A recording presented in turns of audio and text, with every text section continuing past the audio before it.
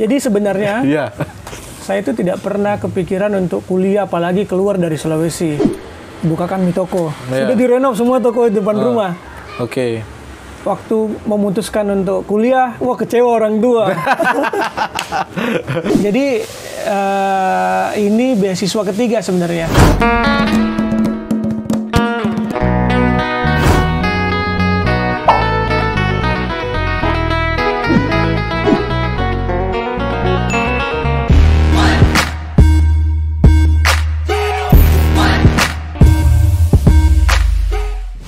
Boleh ini coba ini. Ya, ini ada apa? Ada kue ini.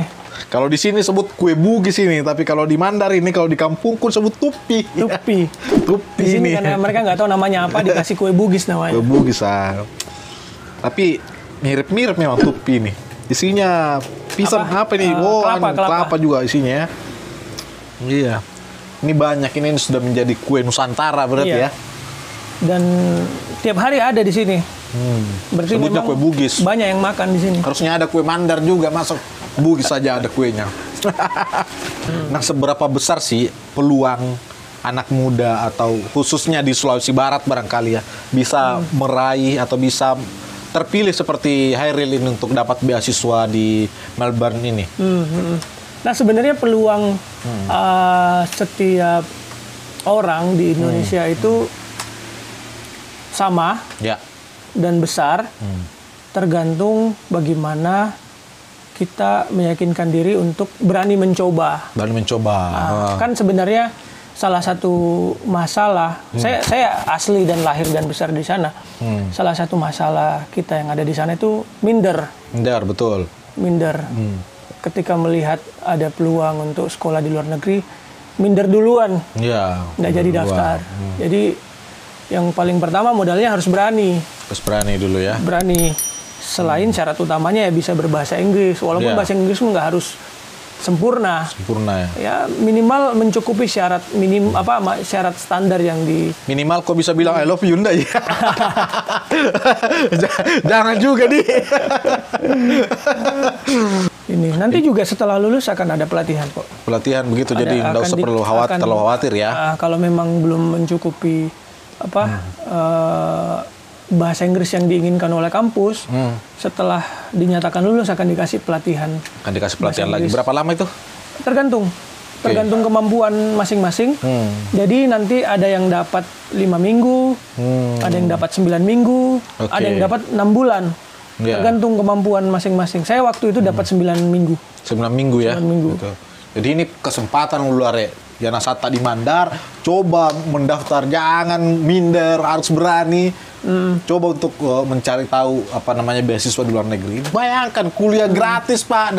Di mana kok dapat kuliah gratis di sini? Ini Jadi salah satu contoh anak Mandar yang bisa kuliah gratis di luar negeri, apalagi di Australia begitu. nggak mengeluarkan Iya. satu sen pun untuk berangkat. Ya, saya bisa dikasih bayangan nggak setelah kita lulus administrasi itu apa saja sih tahapan-tahapannya itu untuk mendapatkan beasiswa itu? Jadi administrasi nih, dokumen segala macam, Ya. ijazah, persyaratan bahasa Inggris dikumpulkan.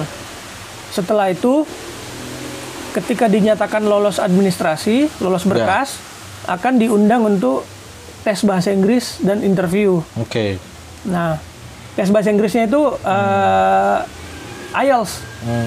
Kamu akan di tes IELTS, terus setelah itu akan interview. Interview. Saya lupa berapa jaraknya, sekitar beberapa hari antara IELTS dengan interviewnya. Itu interviewnya terkait pengetahuan umum atau apa tuh rata-rata tuh interviewnya? Umumnya mengenai apa yang kita tulis. Oke, paper yang kita store gitu ya. Yang kita store, tapi siap-siap saja pertanyaan dadakan dari panelis. Biasanya tuh pertanyaan dadakan tuh masih ada berkaitan dengan paper kita atau apa misalnya kayak contohnya Kalau Hairil. saya yang tidak yang banyak jadi dulu waktu itu saya ada 2 panelis. Satu profesor dari Australia, satunya doktor dari Australia, satunya dokter dari Indonesia. Oke. Saya lupa dari universitas mana waktu itu. Oke. Nah, satunya fokus ke berkas. Yang orang Indonesia, yang panelis Indonesia. Yang Yang profesor dari Canberra ini dia fokus mengenai pengalaman saya sebagai jurnalis. Oke. Jadi siap-siap pertanyaan kayak gitu, ditanyain mengenai pekerjaanmu kayak gimana. Jadi waktu saya tanya, menurutmu bagaimana kebebasan pers di Indonesia? Padahal itu saya tidak singgung di aplikasi. Karena dia lihat saya jurnalis, otomatis itu pertanyaan paling umum mengenai jurnalis. Sudah bebaskah atau belum bebas? Jadi saya jelaskan apa adanya berdasarkan pengalaman saya. Kemudian? Terus habis itu ditanya-tanya bagaimana kamu pernah mengalami intimidasi tidak dalam pekerjaan, dalam menjalankan. Itu semua yang ditanya. Berarti berkaitan dengan pekerjaan kita sebelumnya ya. Pekerjaan. Walaupun itu berada di luar. Jadi jangan hanya persiapkan apa yang kita tulis, tapi bersiap dengan pertanyaan-pertanyaan yang terkait dengan background. Terkait dengan background diri kita. Background kita. Jadi itu terangir luar jangan sampai apa yang kita pelajari cuma paper kita. Iya, nanti tiba-tiba langsung tidak siap ketika ditanya pertanyaan di luar berkas. Ya, seumpama kau latar belakangnya aktivis, begitu kamu harus belajar tuh kayak aktivisan. Aktivisme itu apa? Ya, terus ke wartawan, belajar ke wartawanan, akademisi mesti belajar soal bagaimana pendidikan di Indonesia. Nah, itu pasti bisa jadi menjadi pertanyaan oleh salah satu panelis gitu kan. Nah, itu jurus lagi tuh dari Hairil untuk teman-teman tuh mahasiswa tuh. Nah, Hairil, kalau dapat beasiswa luar, batasan usia berapa kira-kira itu yang? Oh, tidak ada. Tidak ada ya? Kalau untuk, seingat saya untuk Australia Awards itu tidak ada batasan usia. Mungkin kalau beasiswa yang dari pemerintah Indonesia itu ada batasan usia. Menurut saya diskriminatif karena orang belajar nggak boleh dibatasi usianya berapa. Jadi seharusnya nggak ada batasan usia lah. Begitu ya. Harusnya itu menjadi catatan di Indonesia lah ya. Apa ya? Jadi ini kita bicara pendidikan dulu. Di Sulawesi Barat kita tahu sendiri ya, pendidikan itu bisa dikatakan standar ya, belum di atas. Kita belum bisa katakan itu di atas, tapi ya serba standar karena ya itu pengalaman saya ya. Standar artinya ya di sekolah kita diajarkan ketika kita seumpama datang ke Jawa atau datang ke Makassar saja begitu, itu bisa sangat jomplang gitu kan. Saya saja dulu saya SMP di Polewali, saya pindah SMP di Majene, wah itu beda sekali itu zaman saya SMP ya. Nah, ini soal bagaimana siswa atau bagaimana anak muda Mandar supaya dia bisa ini kan ribuan ya tadi pendaftarnya. Menyamakan gitu kemampuan gitu loh, apa yang harus dilakukan gitu, ini penting sekali menurut saya. Sebenarnya kalau kita bandingkan zaman dulu dengan zaman sekarang, itu kita jomplang sekali dengan orang-orang yang tinggal di Jawa. Tapi ada sekarang kelebihan yang kita punya di zaman digital sekarang. Jadi sudah tidak ada batas gitu. Jadi untuk belajar soal teknologi, soal mana, tidak harus orang di Jawa yang lebih menguasai teknologi.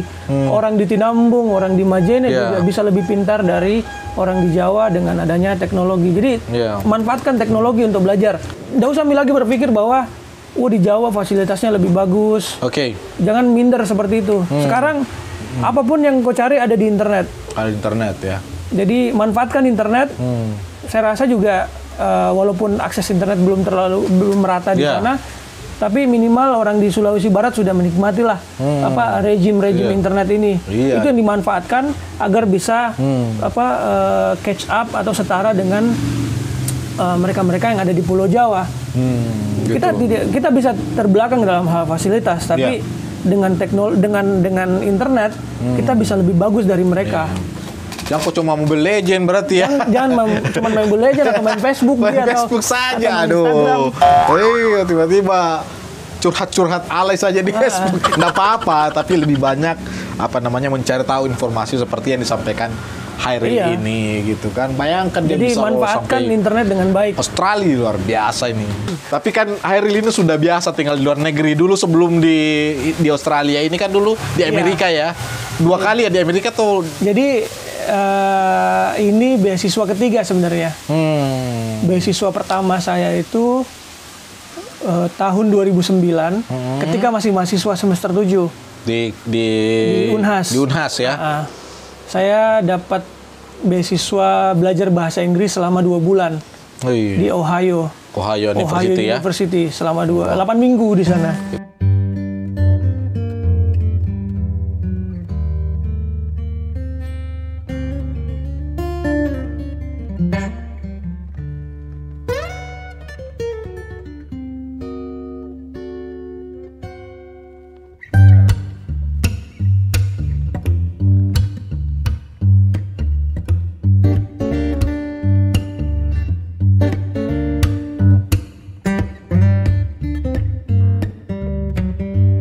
Habis itu 2010 akhir dapat beasiswa lagi. Kita sambil makan lemper Iya. ini. Ayo, Kalau silakan. terus. Dapat beasiswa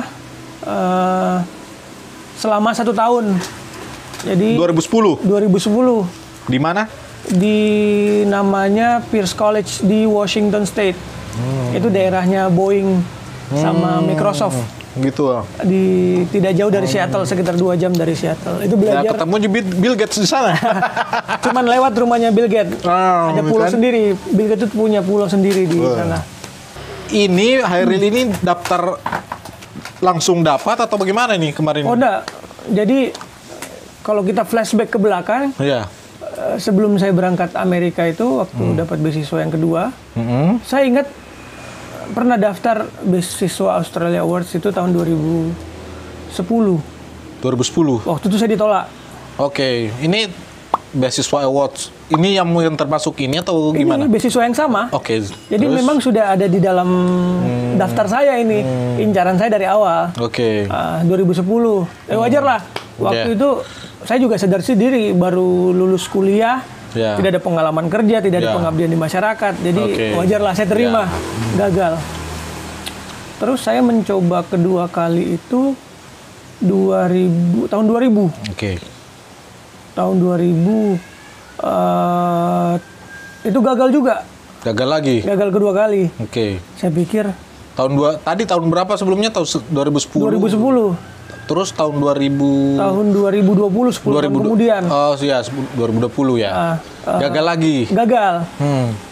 Itu gagal. Terus tahun berikutnya saya coba lagi. Ya. Sambil saya koreksi apa yang kurang, saya baca kembali esainya mana yang kurang. Akhirnya alhamdulillah di tahun berikutnya bisa dapat, lolos gitu. Jadi jangan berhenti menyerah. Coba ya, jangan menyerah lah intinya ya. Harus bisa mengukur diri. Kalau memang hasil evaluasi diri kita belum layak, aku itu sambil tingkatkan dirimu. Kayak tahun 2010, saya juga sebenarnya sedih tidak lolos, tapi saya pikir saya sadar diri juga. Saya belum level saya sampai ke sana. Jadi saya sambil upgrade diri. Sedih boleh, tapi jangan berkelanjutan. Terus tingkatkan diri sambil lakukan evaluasi. Berarti setelah ketika kita gagal, ada nggak itu? Kita tahu nggak apa penyebab kita gagal gitu? Nah itu sebenarnya karena yang daftar itu ribuan ya. Kalau tidak salah itu sekitar 6.000-an orang daftar setiap tahun. Jadi tidak mungkin ngasih feedback. Oh gitu. Jadi ya kita sadar aja, kita kira di mana kita kurang mampu menjawab gitu ya.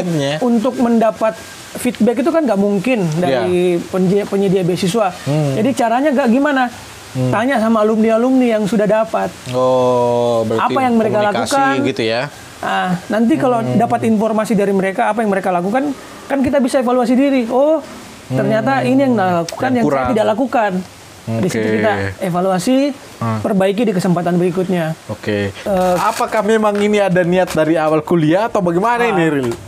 Jadi sebenarnya saya itu tidak pernah kepikiran untuk kuliah, apalagi keluar dari Sulawesi. Ini waktu kapan ini? Waktu SMA. Waktu SMA ya? Waktu SMA. Jadi saya kan ini lahir dari background pedagang. Bapak saya pedagang, buka toko. Nah, dari kecil saya itu dilatih untuk dagang pulang sekolah, gitu ya? sudah ditaruh di toko. Sampai masih pakai baju SD, putih merah itu sudah ada di toko sampai sore. Nah, suatu waktu pada saat SMA sudah kelas 3 Mi. Ya. Orang tua itu udah siapkan untuk buka toko sendiri. Oke. Dengan pertimbangan setelah selesai kuliah saya mau jadi pedagang. Ya. Nah, pada saat itu angkatanku itu ada euforia untuk kuliah. Oke. Nah, saya sendiri tinggal di kampung. Waduh, teman-temanku kuliah semua. Mamaku di sisi lain orang tua itu bukakan toko di depan rumah. Sudah ada tokoku di situ. Yeah. Dengan harapan Toko apa itu? toko alat mobil. Alat mobil ya? Alat mobil, alat mesin diesel. Karena memang bapak juga jual alat mesin diesel, alat mobil di sana. Gitu ya. Lanjutkan usaha bapak kan. Iya. Bukakan mi toko. Yeah. Sudah direnov semua toko di depan rumah. Oke. Waktu memutuskan untuk kuliah, wah kecewa orang tua. Kecewa orang tua. Lama dia baru ini. Lama baru move on gitu ya. Tidak mau juga bilang tidak. Iya. Ketika saya bilang, "Mak, mau ke kuliah." Iya. Diam lama tuh. Kenapa kamu kuliah? Nah, ada mi toko dibukakan kok. Iya, namanya orang tua ya. Namanya orang tua, tapi ya namanya orang tua tidak mau juga bilang tidak. Tapi kelihatan dari mukanya tuh. Iya. Akhirnya mungkin orang tua bilang, oh ya coba mau saya kuliah. Mungkin harapannya tidak lulus biar bisa kembali buka toko. Tahu-taunya lulus. Gitu ya. Lulus masuk kuliah. Di Unhas itu ya? Di Unhas, masuk di Unhas. Saya ambil sastra Inggris waktu itu. Waktu kasih tahu orang tua saya lulus. Iya. Itu ekspresinya Iya, senang gitu ya. nggak tahu. Datar. Karena harapannya saya untuk buka toko tertutup berarti kalau saya Gitu, kuliah. iya. Oh lama. Iya. Lama itu. Lama Orang tua begitu baru ya? bisa menerima. Iya. Karena memang saya dari keluarga pedagang yang semuanya buka usaha. Jadi kadang tuh orang tua itu kan yang dia lihat ya itulah yang dianggap terbaik Iya, gitu terbaik. kan. Tapi waktu itu saya berpikir, saya mau jalan lain. Iya. Saya mau jalan lain. Lama itu. Akhirnya toko itu tutup. Toko yang dibuka itu tutup. Nggak ada orang yang jaga. Lama-lama saya pikir bagaimana caranya saya biar yakinkan orang tua ini kalau jalur pendidikan ini sebenarnya yang terbaik buat saya. Iya. Saya coba daftar beasiswa. Saya beasiswa yang pertama yang 2 bulan itu, kau tahu itu saya daftar 4 kali baru lolos. 4 kali ya? 4 kali. 4 kali. Sampai panelisnya itu bilang kalau masuk interview kau lagi. Tapi saya tidak putus asa. Nah, ini yang penting sekali. Karena saya pikir saya mau kasih bahagia orang tuaku. Oke. Tapi ketika lolos ke 4 kalinya, entah karena bosan makan lihat itu panelisnya, akhirnya saya dapat beasiswa. Gembiranya tuh orang tua waktu disitulah baru anaknya bisa pergi ke Amerika gitu ya. Iya, di situ kayak rasa yang tadinya mungkin kecewa mungkin berganti menjadi tapi merok dapat bandio habis itu. Minta maaf tidak habis itu. Minta maaf. Tapi ya tetap aja yang merencanakan masa depanmu adalah kau sendiri. Iya, betul. Nah, ini yang menarik di Sulbar. Pertama, yang menarik dari ceritanya Hairil, di Sulbar itu euforia untuk mengejar pendidikan tuh tinggi sekali dari masyarakat sana gitu. Dulu di lingkungan saya pun seperti itu, Bung. Semua kuliah di Makassar begitu kan. Hampir nggak ada yang kuliah di Makassar. Sekarang kan ada di Sulbar, jadi kuliahnya rata-rata di Majene ya. Jadi itulah yang membuat walaupun orang tua kita memandang bahwa ada jalan lain, kita pada akhirnya terpanggil untuk sekolah. Jadi ini penting sekali luar. Pas sekolah peta kemarin sudah berapa negara yang dia bisa injak. Sekolah gitu kan? Terus lanjut cari pengalaman sebanyak-banyaknya. Karir akan terbuka sendiri. Karir akan terbuka sendiri. Nah, Hairil, satu hal lagi nih, Hairil. Hairil kan udah pernah kuliah di Amerika, pernah kuliah di Australia gitu. Sebenarnya Hairil ini mau apa yang belum terwujud itu dalam cita-citanya begitu. Kalau belum terwujud banyak sekali. Banyak sekali. Pak Ditori lo semua. Makin berjalan sebenarnya makin lebar itu di depan jalan. Jadi tidak ada istilah kita berhenti belajar gitu loh. Jadi kesempatan belajar ini saya lihat sebagai suatu peluang untuk mempelajari hal-hal yang baru. Nah, dalam hal ini saya ingin mengembangkan keilmuan di bidang hubungan internasional secara akademik. Saya sudah punya pengalaman di bidang jurnalisme, baik praktek maupun teori. Nah, saya sekarang menempuh atau mengembangkan pengetahuan di bidang lain, yaitu hubungan internasional. Nanti lebih spesifiknya ada hak asasi manusia dan keamanan internasional. Nah, itu pengembangan baru. Nanti mungkin setelah dengan durasi waktu 2 tahun di Australia, terbuka lagi nih cabang-cabang baru lagi nanti. Itulah kehidupan. Iya, makin ingin tahu, jalan, makin tidak tahu. Makin tidak tahu. Makin kita jalan, makin luas itu ke depan. Jadi kalau ditanya apa yang mau dicapai, ketika saya sebut A, nanti ternyata saya mau B. Jadi fleksibel, tetap fleksibel. Intinya adalah terus berkembang. Tapi goalnya nanti yang ingin dicapai apa kira-kira? Goal yang ini dicapai kalau dalam waktu dekat ingin menjadi ahli di bidang hak asasi manusia dan keamanan internasional.